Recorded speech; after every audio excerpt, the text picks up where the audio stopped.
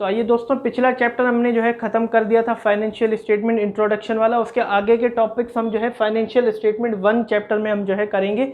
अगला चैप्टर है इसमें हम जो है प्रैक्टिकली ट्रेडिंग अकाउंट और प्रॉफिट एंड लॉस अकाउंट को बना के देखेंगे। मैं अपने हिसाब से आपको बोलूँगा कि कैसे ट्रेडिंग और प्रॉफिट एंड लॉस अकाउंट बनाना है, ताकि आप जो है एग्जामिनेशन में उसको जो है अच्छे से आप उसका कॉन्सेप्ट समझ सको और उसको जो है अच्छे से कर सको।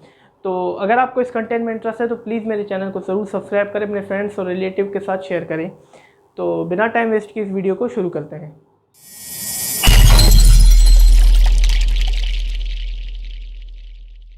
तो दोस्तों, इस नए चैप्टर में अगर आपको बात करूं तो आपका जो है पहला टॉपिक दिया हुआ है preparation of trading and profit and loss account. ठीक है, वही same as it is trading account भी मैंने आपको सिखा दिया था, प्रॉफिट एंड लॉस अकाउंट भी मैंने आपको सिखा दिया था। उसके स्टेप्स लिखे हुए हैं कि डेबिट साइड में क्या आएगा और क्रेडिट साइड में क्या आएगा। ठीक है, दोनों के दोनों वीडियोस मैंने ऑलरेडी मेरी पोस्टेड है, मैंने आपको अच्छे से सिखा रखा है। दोनों प्रॉफिट एंड लॉस अकाउंट कैसे बनाना है, डेबिट और क्रेडिट साइड में क्या आएगा और कैसे नेट प्रॉफिट निकाला जाता है। आई बटन पे आपको वीडियोस दिख रहेंगी, वो उसको सीख लीजिए। ठीक है, अगर आपने वीडियोस नहीं देखी तो वो देख के जो है आप ये वीडियो देखिए, तब आपको जो है प्रैक्टिकली मैं कैसे बना रहा हूँ profit and loss account, trading and profit and loss account, वो आप समझ जाएंगे। ठीक है, तो थ्योरी में नहीं करा रहा, उसमें सिर्फ स्टेप्स लिखे हुए हैं। अगर आपको इंटरेस्ट हो तो स्टेप्स आप पढ़ लीजिए। मैं सीधा जो है इलस्ट्रेशन 1 से आपको सीधा प्रैक्टिकल कराना शुरू करता हूँ। तो आइए दोस्तों, इलस्ट्रेशन 1 जो है आपकी बुक पेज नंबर 75 पे दिया हुआ है, आपको स्क्रीन पे दिख रहा होगा। इसकी स्क्रीनशॉट खींच लीजिए और इसको जो है हम शुरू करते हैं। तो इलस्ट्रेशन 1 में लिखा हुआ है कि from the following information MS Nandlal and brothers for the year ending 31 March 2014 prepare trading account and profit and loss account for the year ending 31 मार्च 2014। तो नंदलाल एंड ब्रदर्स एक फर्म है जिसका हमें जो है ट्रेडिंग और प्रॉफिट एंड लॉस अकाउंट बनाना है मार्च 31 को। ठीक है, तो अब हमें क्या करना है, सबसे पहले ऊपर हम क्या लिखते थे, बुक्स ऑफ MS नंदलाल। मैं यहाँ पे लिख देता हूँ books of MS Nandlal and brothers. ठीक है, मैंने ऊपर इसलिए लिख दिया क्योंकि दोनों अकाउंट हम बना रहे हैं, तो सीधा मैं लिख दूंगा यहाँ पे ट्रेडिंग अकाउंट,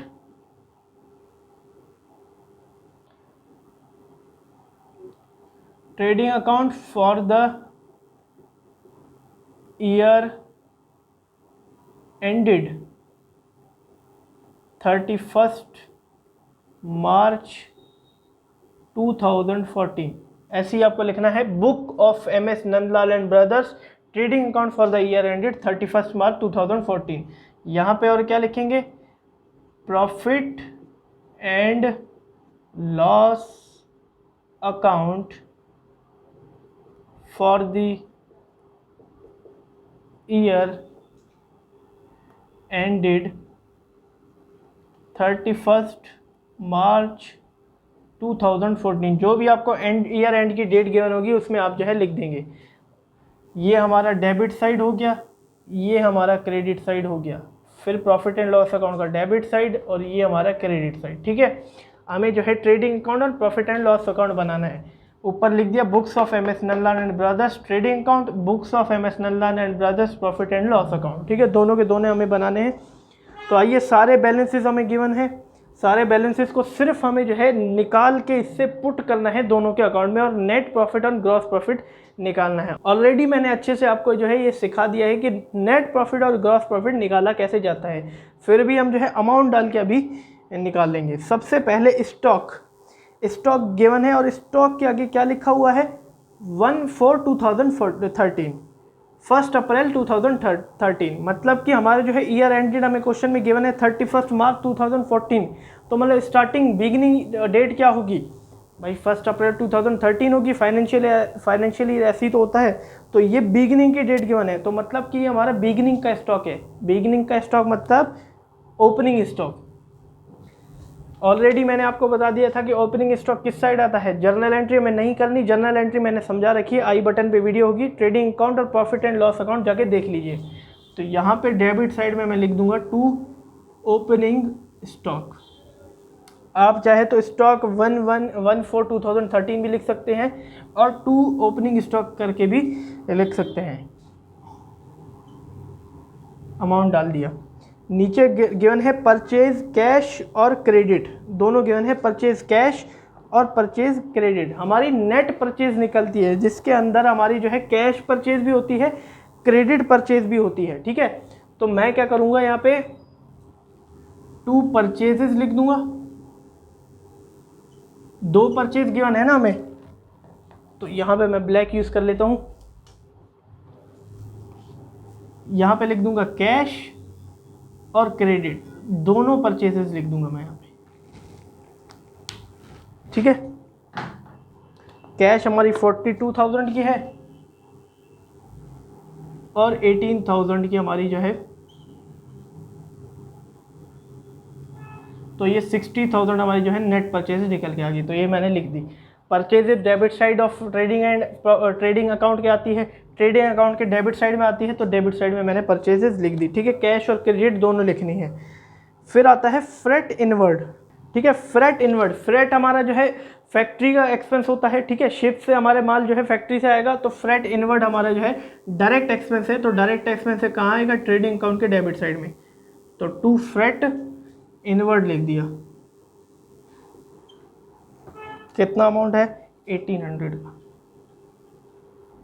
अगला है वेजेस। वेजेस डायरेक्ट एक्सपेंस है, तो डेबिट साइड में आएगा ट्रेडिंग अकाउंट के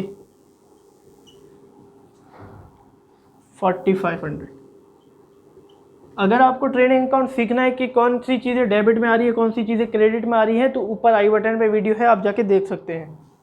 carriage on sales, carriage on sales indirect expense हुआ, तो कहाँ आएगा, ट्रेडिंग अकाउंट में नहीं, प्रॉफिट एंड लॉस अकाउंट में। तो लिख दिया टू कैरिज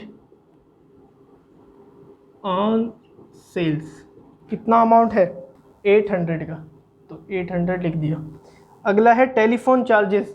डायरेक्ट एक्सपेंस है कि इनडायरेक्ट एक्सपेंस है, इनडायरेक्ट एक्सपेंस है, शोरूम का खर्चा है, दुकान का खर्चा है, ना कि फैक्ट्री का।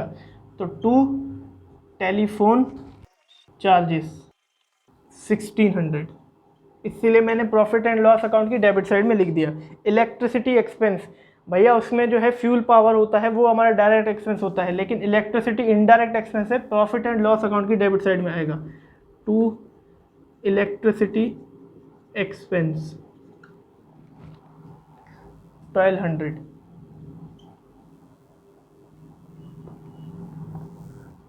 ऑफिस रेंट पेड, ऑफिस तो भैया ऑफिस के एक्सपेंस तो इनडायरेक्ट होते हैं, तो ये भी जो है प्रॉफिट एंड लॉस अकाउंट में आएगा।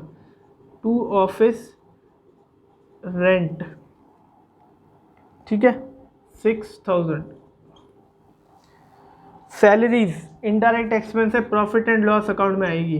टू सैलरीज, सैलरीज जो है अगर फैक्ट्री की बात करें तो उसमें वेजेस होती है, दिहाड़ी होती है, सैलरीज नहीं, तो इसीलिए सैलरीज जो है इनडायरेक्ट एक्सपेंस है, प्रॉफिट एंड लॉस अकाउंट के डेबिट में आएंगी। डेप्रीसिएशन इनडायरेक्ट एक्सपेंस है, वो भी जो है प्रॉफिट एंड लॉस अकाउंट की डेबिट साइड में आएगा।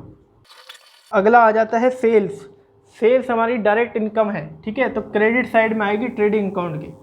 तो बाय सेल्स, सेल्स रिटर्न कोई गिवन नहीं है हमें। देखिए रिटर्न इनवर्ड, यहाँ पे हमें गिवन है रिटर्न इनवर्ड, ठीक है, रिटर्न इनवर्ड, ठीक है, ये गिवन है हमें। और एक और होता है रिटर्न आउटवर्ड, ठीक है। रिटर्न इनवर्ड जो होता है वो हमारा सेल्स रिटर्न होता है, उस रिटर्न इनवर्ड सेल्स रिटर्न का दूसरा नाम होता है रिटर्न इनवर्ड। और रिटर्न आउटवर्ड जो होता है हमारा वो परचेज रिटर्न होता है, ठीक है, वो हमारा क्या होता है, परचेज रिटर्न होता है। लेकिन हमें जो है क्वेश्चन में गिवन है रिटर्न इनवर्ड 2000 का, तो मतलब सेल्स रिटर्न हमें जो है गिवन है, तो इसका मतलब कि यहाँ से जो है वो माइनस होगी क्या, रिटर्न इनवर्ड, सेल्स रिटर्न जो है माइनस होगी। सेल्स का अमाउंट क्या है 72,000, रिटर्न इनवर्ड का अमाउंट है 2000, तो नेट हमारा निकला 70,000, ठीक है। हमेशा सेल्स रिटर्न माइनस होती है, सेल्स में से ये हमने पढ़ लिया था, ठीक है। अब आते हैं अगले पे, रिटर्न इनवर्ड हो गया, सेल्स भी हो गया। इंटरेस्ट ऑन इन्वेस्टमेंट, हमने जो है इन्वेस्टमेंट करी थी उस पर हमें इंटरेस्ट मिला है, तो इनकम है, कौन सी इनकम है, इनडायरेक्ट इनकम है, तो कहाँ आएगी, प्रॉफिट एंड लॉस अकाउंट के क्रेडिट साइड में आएगी। तो मैं एक जो है रॉ छोड़ देता हूँ इसके लिए, क्योंकि इस पे जो है ग्रॉस प्रॉफिट ट्रांसफ़र होता है। तो यहाँ नीचे लिख देता हूँ bye interest on investment. Amount जो है वो 1500 का अमाउंट है, ठीक है। डिस्काउंट रिसीव, हमें कहीं से डिस्काउंट मिला तो इनडायरेक्ट इनकम है, प्रॉफिट एंड लॉस अकाउंट की क्रेडिट साइड में आएगा। ये मैंने आपको पहले ही सिखा रखा है बहुत ही अच्छे तरीके से। कितना अमाउंट है? 1200 का अमाउंट है। क्लोजिंग स्टॉक गिवन है। क्लोजिंग स्टॉक कहाँ आता है भैया? ट्रेडिंग अकाउंट के क्रेडिट साइड में आता है। तो बाय क्लोजिंग स्टॉक एंट्री सबकी मैंने जर्नल एंट्रीज आपको सिखा रखी है, वो भूलिएगा नहीं। कॉन्सेप्ट के हिसाब से जर्नल एंट्री आपको आनी चाहिए, भले एग्जाम में ना आए, लेकिन आप जो है कॉन्सेप्ट के हिसाब से हर चीज़ करो।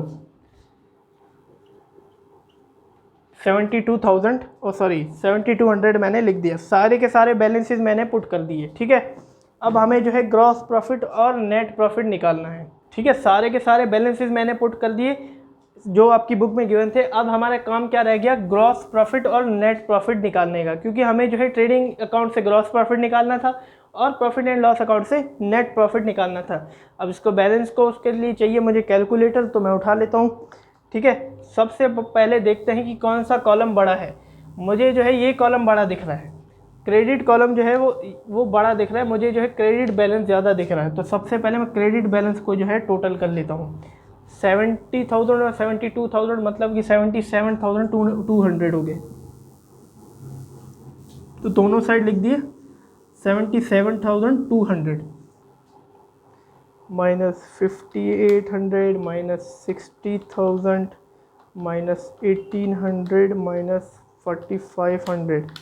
तो हमारा जो है ग्रॉस प्रॉफिट जो निकल के आता है, टू ग्रॉस प्रॉफिट, ठीक है। ग्रॉस प्रॉफिट हमारा निकल के आता है। और ये ट्रांसफ़र कहाँ होगा? आपको लिखना भी ऐसे ही है, ट्रांसफर्ड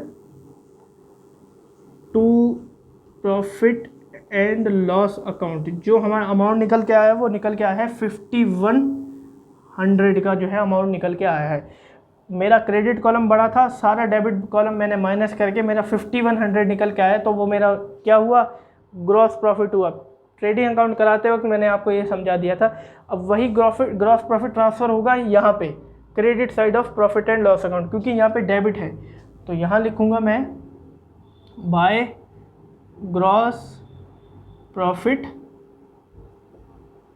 ट्रांसफर्ड फ्रॉम, कहाँ से आया है? ट्रेडिंग अकाउंट से, ट्रेडिंग अकाउंट। और उस ग्रॉस प्रॉफिट की वैल्यू क्या है? उस ग्रॉस प्रॉफिट की वैल्यू है 5100, ठीक है। अब मुझे जो है इसका भी टोटल करना है, ठीक है। इसका टोटल करना है। अब सबसे देखना है कि बड़ा कौन सा है। सीधा सीधा मुझे जो है डेबिट कॉलम बड़ा लग रहा है, तो डेबिट कॉलम का मैं पहले टोटल कर लेता हूँ, ठीक है। अगर मैं डेबिट कॉलम का टोटल करता हूँ तो 800 plus 1600 plus 1200 plus 6000 plus 8000 plus 1400, तो मेरा जो है 19,000 निकल के आता है अमाउंट, 19,000। तो दोनों साइड मैंने 19,000 लिख लिया और उसमें से क्रेडिट कॉलम माइनस करता हूँ। 1200 माइनस 1500 माइनस 5100, 11,200 का इस साइड अमाउंट निकल के आता है। तो इस साइड निकल के आया तो क्या हुआ? नेट लॉस हुआ। तो बाय नेट लॉस निकल के मेरा आ गया, जो कि कहाँ ट्रांसफ़र होगा? Transferred to capital account. यही आपको लिखना है, ये कैपिटल अकाउंट में ट्रांसफ़र होता है, ठीक है। और अमाउंट जो मेरा निकल के आया है वो 11,200 मेरा जो है अमाउंट निकल के आया है, ठीक है दोस्तों। तो ऐसे करके जो है आपको ट्रेडिंग अकाउंट और प्रॉफिट एंड लॉस अकाउंट बनाना है। नेट लॉस निकला यहाँ पे मेरा जो है नेट लॉस निकला और यहाँ ग्रॉस प्रॉफिट निकला, ठीक है। तो ऐसे भी आपका जो है हो सकता है ग्रॉस प्रॉफिट निकल जाए और नेट लॉस निकल जाए। कभी कभी ग्रॉस लॉस निकल जाए तो कभी कभी क्या जो है इनकम ज़्यादा हो जाए तो नेट प्रॉफिट भी निकल सकता है। तो इस हिसाब से जो है आपको ट्रेडिंग और प्रॉफिट एंड लॉस अकाउंट बनाना है। तो आप इसे नोट कर लीजिए सबसे पहले। तो दोस्तों इलस्ट्रेशन 2 आपको खुद करना है, ठीक है, अपनी एफिशिएंसी चेक करनी है खुद। मैं आपको बता देता हूँ कौन कौन सा कहाँ से आएगा। ओपनिंग स्टॉक सबसे पहले गिवन है इलस्ट्रेशन 2 में, आपको पता है कहाँ आएगा। परचेज कहाँ आएगा आपको पता है। सेल्स भी आपको पता है कहाँ आएगा। रिटर्न आउटवर्ड इस बार गिवन है, रिटर्न आउटवर्ड मतलब परचेज रिटर्न कहाँ आएगा आपको पता है। Carriage inward direct indirect expense है, ठीक है, और सॉरी कैरेज इनवर्ड जो है डायरेक्ट एक्सपेंस है जो कि ट्रेडिंग अकाउंट में आएगा। एक ये डाउट था आपको मैं बता दूं, कैपिटल अकाउंट कहीं पे भी नहीं आएगा। कोई आइटम मैंने बताया इन दोनों में से कैपिटल अकाउंट आने का कहीं पे भी नहीं आएगा, बैलेंस शीट में आएगा, ठीक है। आपको छोड़ देना है, अभी आपको छोड़ देना है, जब हम बैलेंस शीट बनाएंगे उसमें आएगा कैपिटल अकाउंट। इन दोनों में कहीं पे भी नहीं आएगा, छोड़ देना आप ये अमाउंट। ड्राइंग्स भी कहीं नहीं आएगा, छोड़ देना आप ये अमाउंट, ठीक है। इंश्योरेंस इनडायरेक्ट एक्सपेंस है, प्रॉफिट एंड लॉस अकाउंट की डेबिट साइड में। Advertisement profit and loss account की डेबिट साइड में, इनडायरेक्ट एक्सपेंस है। सेल्समैन सैलरीज इनडायरेक्ट एक्सपेंस है, सेल्समैन दुकान पे होता है तो प्रॉफिट एंड लॉस अकाउंट की डेबिट साइड में, ठीक है। ट्रेडिंग एक्सपेंसेस, ट्रेडिंग करने के एक्सपेंसेस इनडायरेक्ट एक्सपेंस होते हैं, प्रॉफिट एंड लॉस अकाउंट की डेबिट साइड में आएंगे, ठीक है। डिस्काउंट अलाउ इनडायरेक्ट एक्सपेंस है, दुकान पे ही हमने डिस्काउंट अलाउ किया होगा या ऑफिस में किया होगा तो प्रॉफिट एंड लॉस अकाउंट की डेबिट साइड में। डिस्काउंट रिसीव इनडायरेक्ट इनकम है, प्रॉफिट एंड लॉस अकाउंट की क्रेडिट साइड में। बिल रिसीवेबल ये एक एसेट है, बैलेंस शीट में आएगा। इन दोनों में कोई भी आइटम नहीं आते, इसमें एक्सपेंस और इनकम्स आएंगे, आपको छोड़ देना है ये कॉलम, ये अमाउंट। डेटर एसेट है, इन दोनों अकाउंट में कहीं पे भी नहीं आएगा, छोड़ देना है आपने अमाउंट। क्लोजिंग स्टॉक आपका जो है क्रेडिट साइड में आएगा, ट्रेडिंग अकाउंट, ये आपको ये लिखना है। और नेट प्रॉफिट और ग्रॉस प्रॉफिट या ग्रॉस लॉस या नेट लॉस आपको खुद निकालना है, ठीक है। सारा कुछ मैंने आपको बता दिया कहाँ कहाँ अमाउंट आने हैं। अब आपको जो है खुद अकाउंट बना के इसका सिर्फ ग्रॉस लॉस या ग्रॉस नेट लॉस या फिर ग्रॉस प्रॉफिट निकलता है तो नेट प्रॉफिट, ठीक है, दोनों आप जो है खुद निकालिए। तो धन्यवाद दोस्तों मेरी वीडियो को एंड तक देखने के लिए। अगर आपको वीडियो अच्छी लगी हो, आपको जो है इंटरेस्टिंग लगी हो कि मैं अच्छे से आपको समझा पाया हूँ, तो प्लीज़ मेरी वीडियो को लाइक कीजिएगा, मेरे चैनल को शेयर करिए, सब्सक्राइब करिए अगर पहली बार आए हैं। तो ऐसे टॉपिक आपको जो है आगे फ्यूचर में बहुत मिलेंगे। सब्सक्राइब कर दीजिए चैनल को, आप ही जो है फ़ायदे में रहेंगे। तो चलते हैं हम भी। Have a nice day.